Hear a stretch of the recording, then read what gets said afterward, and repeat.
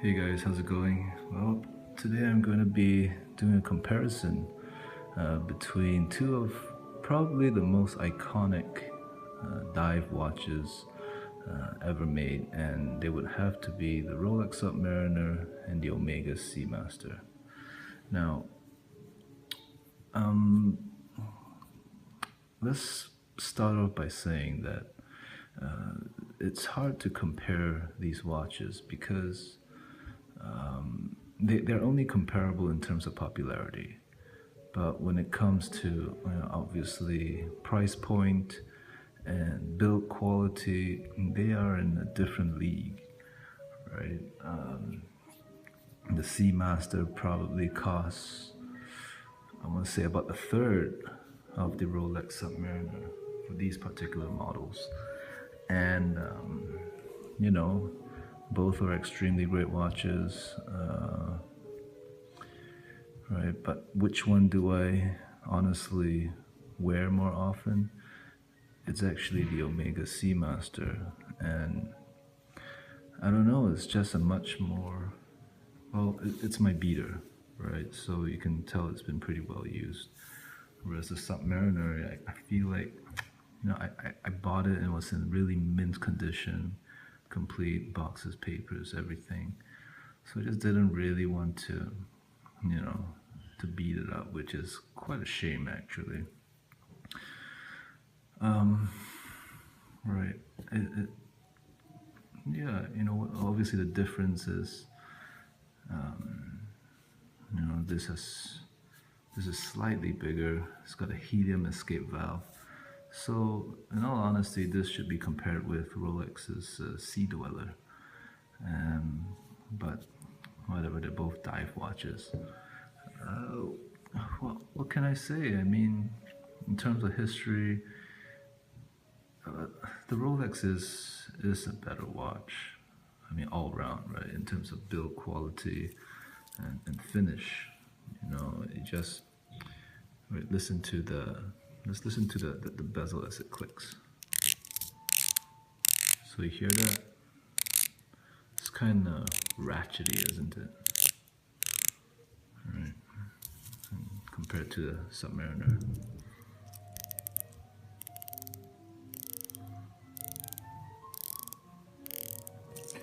So right off the bat, you just can tell that there is a difference in build quality. Right, I don't have to point out which one sounds or feels better. Yeah, you probably can't feel it, but just by hearing it, you can imagine.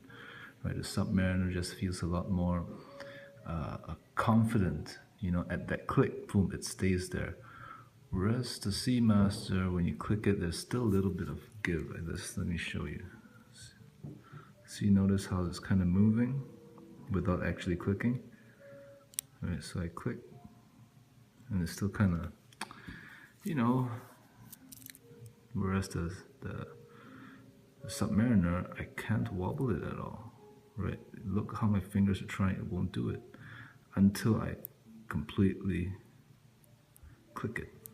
So there's that kind, just like that, Obviously, in terms of movements, Rolex is right. It's in-house movement. Obviously, it's a robust movement. I'd say the ETA is just the ETA movement, and the Seamaster is just as robust. But right, you pay for an in-house movement.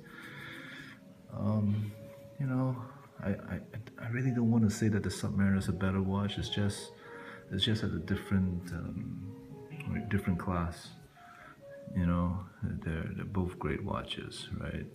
I just find myself using the Seamaster a lot more than the Submariner. But who knows, right? Maybe when the Seamaster one day kind of conks out, I'll start using the Submariner. Because it's a shame that I don't use it as much as I should. It's beautiful, right? What can I say?